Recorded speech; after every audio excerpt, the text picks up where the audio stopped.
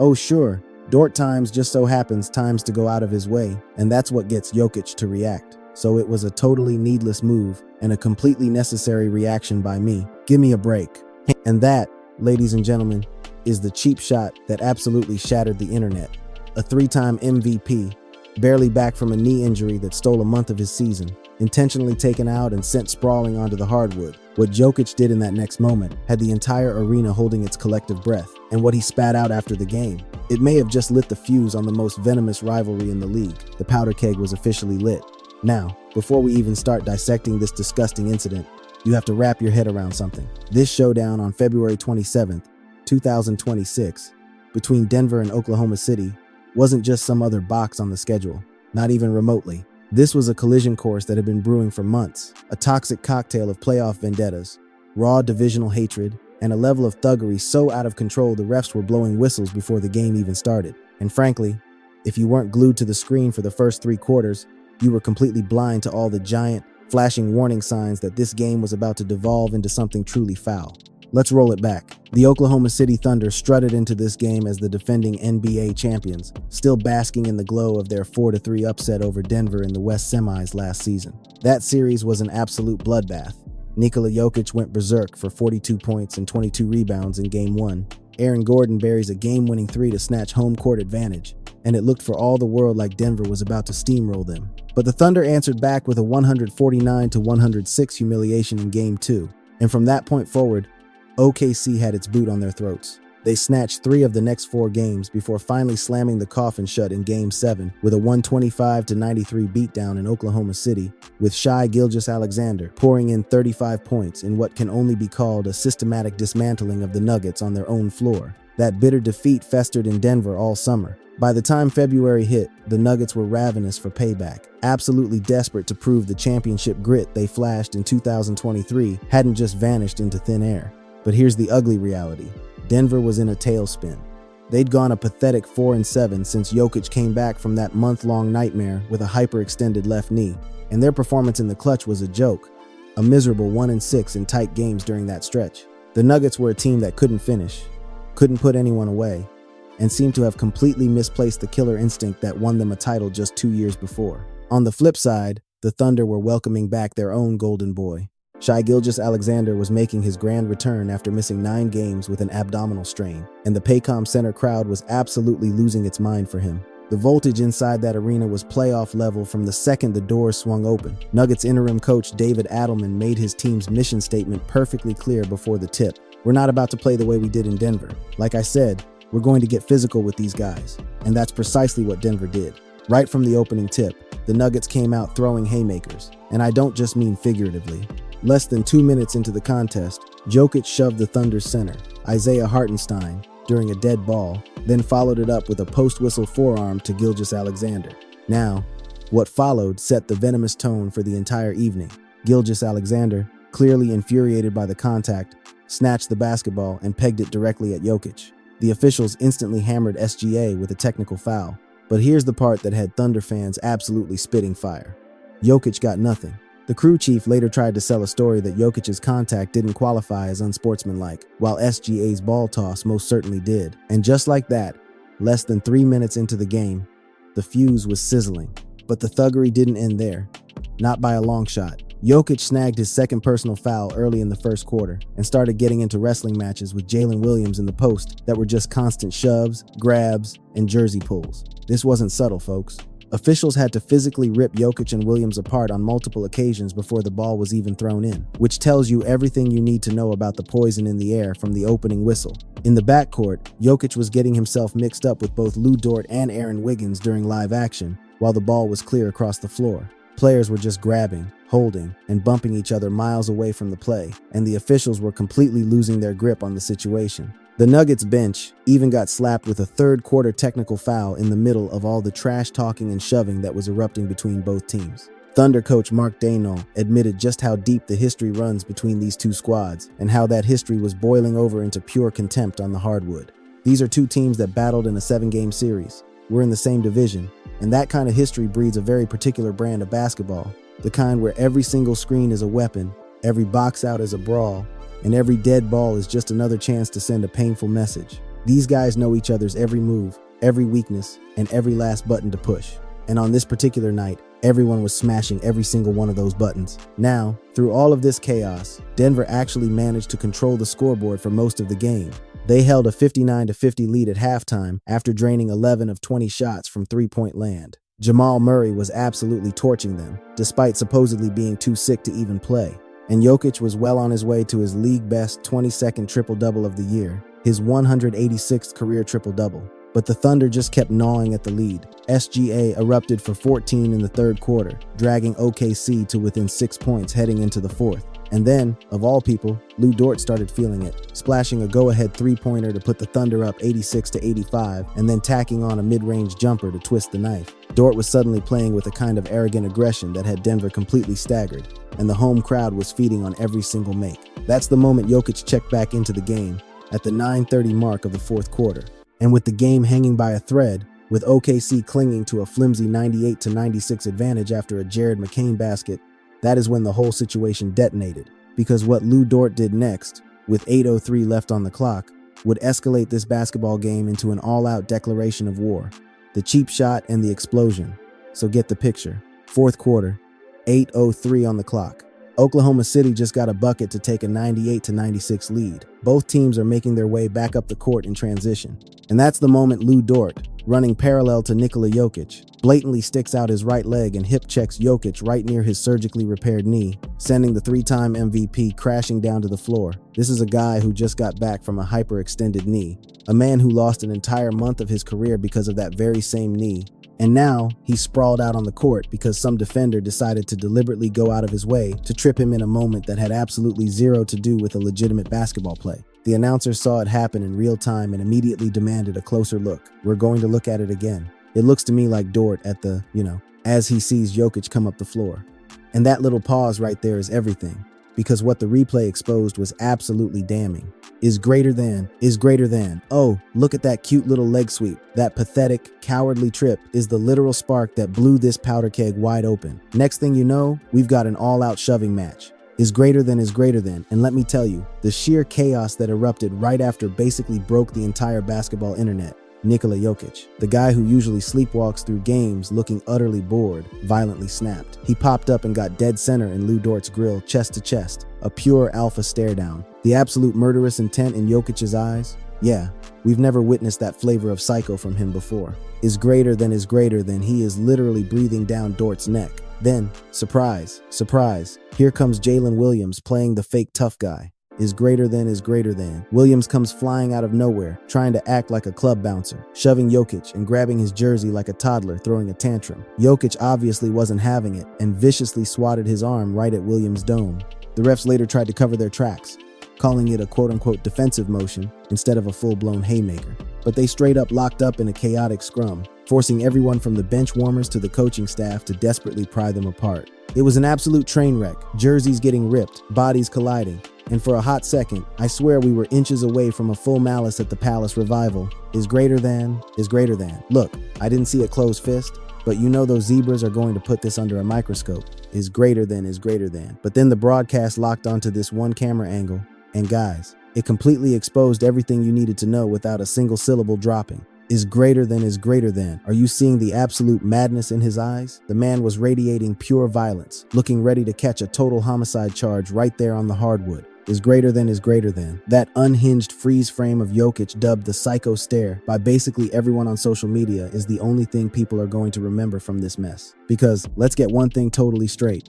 This was not just a guy blowing off steam. This wasn't your cute little old school competitive hustle. This was apocalyptic rage. We are talking about the primal, bone-chilling wrath that explodes when some absolute clown tries to literally end your livelihood with a cheap shot. Think about it when you have already dragged yourself through the sheer hell of rehab, the agonizing pain, and the terrifying nightmare of a busted knee. A garbage play like that doesn't just tick you off.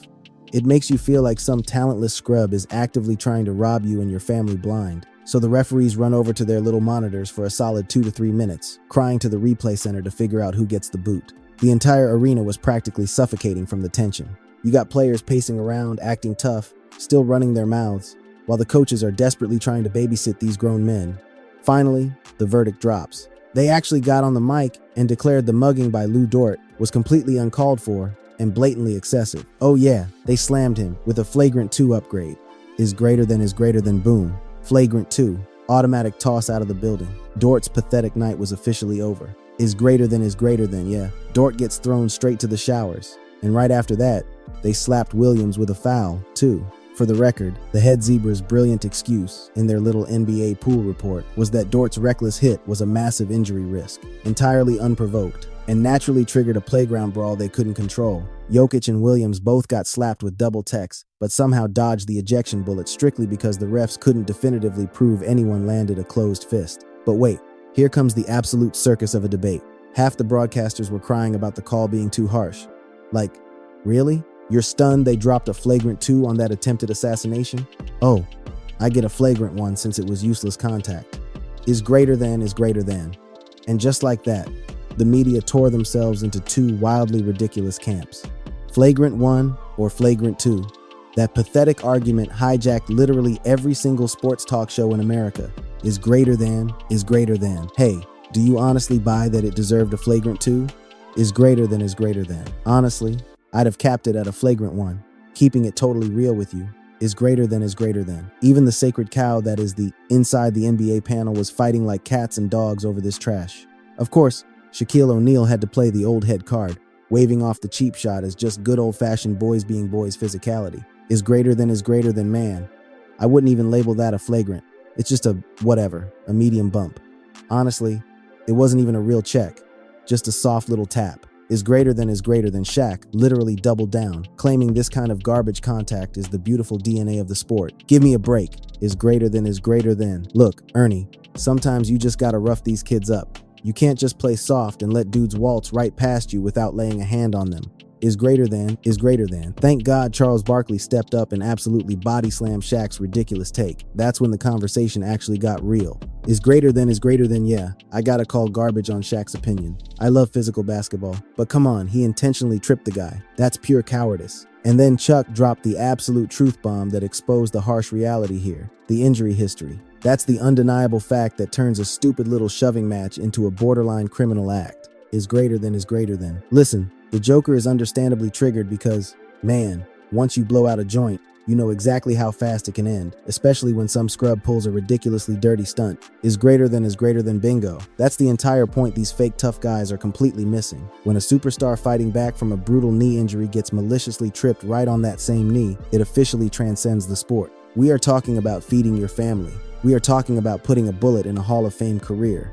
It's the sheer terror that one reckless brain fart could steal your legacy in a heartbeat. Oh, and in case you care about the meaningless box score, the Thunder somehow scraped out a 127-121 overtime win, even with SGA riding the pine in OT because of some soft minutes restriction. Dort managed to scrape together a pathetic 12 points and 5 boards before getting his sorry self kicked out. Jokic still messed around and dropped a triple-double 23 points, 17 rebounds, and 14 assists, even though he laid bricks all night shooting 9 of 25. Jamal Murray valiantly carried the lifeless Nuggets with 39 points, while literally playing sick as a dog. Still wasn't enough to save them. Denver choked in the clutch again. What a shocker. But let's be entirely real here. Nobody gave a single damn about the final score. All anyone craved was the post-game circus to see what kind of trash Jokic, Dort, and the coaches were going to spew into the microphones. And boy, those pressers did not disappoint. The drama dialed up to a solid 10 because every single fraud who grabbed the mic had their own twisted agenda to push. A completely different PR spin, and a totally fake narrative they wanted to shove down the media's throat. So let's kick it off with the star of this absolute horror show, Nikola Jokic. You could tell his blood was still boiling when they pressed him about the dirty play. And his comeback? Classic Joker, cold-blooded, straight to the point, and secretly throwing a mountain of shade. Is greater than look. Things obviously got incredibly hostile out there. Give us your side on that garbage foul by Dort, and man, you have to hear Jokic's absolutely brutal reply. Is greater than, whatever. It is what it is. I'm not playing the media game. It was a completely pointless, stupid move, and maybe my reaction was overkill. Actually, scratch that. Is greater than. Then he dug his heels in, dropping the single most savage quote of the entire night that set the internet on fire. Is greater than. Honestly, Bush League crap like that has zero business on a professional court. So yeah, he made a completely useless play, and my reaction was 100% mandatory. Is greater than pointless move. Mandatory reaction. God, that line cuts deep. The Joker wasn't just recapping the scuffle like a boring sports anchor. He was planting his flag and declaring war. He essentially told the entire league that Dort's dirty little trick is a total disgrace to the game, and he absolutely wasn't going to stand for it. And that his brutal, in-your-face response, refusing to give an inch, was precisely what the situation demanded. He wasn't begging for forgiveness over his intensity. He was practically daring you to question it. When reporters tried to poke him about whether his anger had been boiling over all game, Jokic shut it down with the ice-cold demeanor of a guy who's been to war in the playoffs and walked out with a championship ring on his finger. Time is greater than is greater than. We're not stupid. We know they get chippy. They get handsy. They love to live right on that line, you know? But I'd say we handled it perfectly. Is greater than is greater than. Then, when grilled about the review, and if he was worried about getting tossed, Jokic's answer was so dismissive. It was like the question itself was an insult. Is greater than I just gotta ask. For a second there during the review, did you think they might eject you for all that? Is greater than is greater than. His reply was a 5-word dagger loaded with absolute certainty. Is greater than I think I didn't do nothing. Is greater than I didn't do nothing.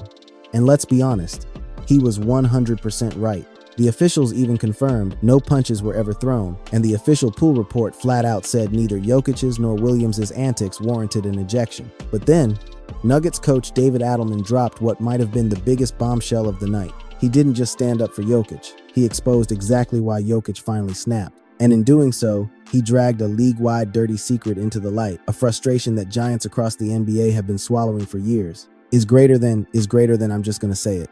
His frustration, a lot of the time, comes from the fact that the refs call a totally different game out on the perimeter than they do down low by the hoop. Is greater than. That statement isn't just a comment, it's an accusation.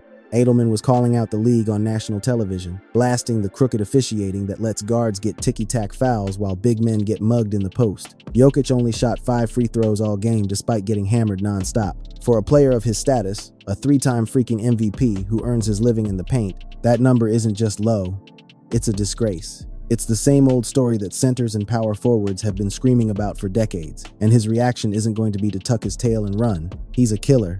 Is greater than, and then Adelman twisted the knife, dropping a line that put everyone on notice for the March 9th rematch. It wasn't a prediction. It was a goddamn promise. Is greater than.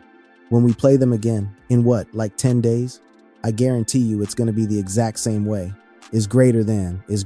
On the Thunder's sideline, Mark Daigneault played the politician, but his words had teeth.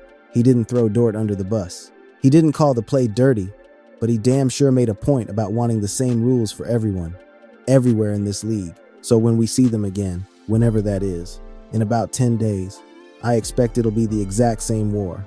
Is greater than. But Daigneault's most pointed jab came when he talked about the precedent this flagrant 2 foul sets. He basically said, if this is the new standard, it better apply to everybody. Not just when your 3-time MVP gets tripped. That's a direct shot, a message the league office is now forced to deal with. Jalen Williams, the guy who charged in to protect Dort and got into it with Jokic, kept his answer short, sweet, and to the point. Is greater than, just competing. 2 teams going at it. That's all. That's everything I've got. And frankly, saying so little said so much. Williams wasn't sorry. He wasn't backing off. He was telling the whole world that the Thunder don't give a damn who you are. They're not changing for anybody. Shai Gilgeous-Alexander echoed that sentiment after the game, and his comments were a perfect snapshot of the Thunder's ruthless mentality. Is greater than. We were desperate for that win, and they were really battling. They're a world-class team. We're a world-class team. And then SGA went to bat for his teammate, shoving back against the growing narrative that Dort is some kind of league villain. Is greater than. Yeah, I don't know why Lu got thrown out. Lu isn't that kind of player. He's just trying to go out there and get a win.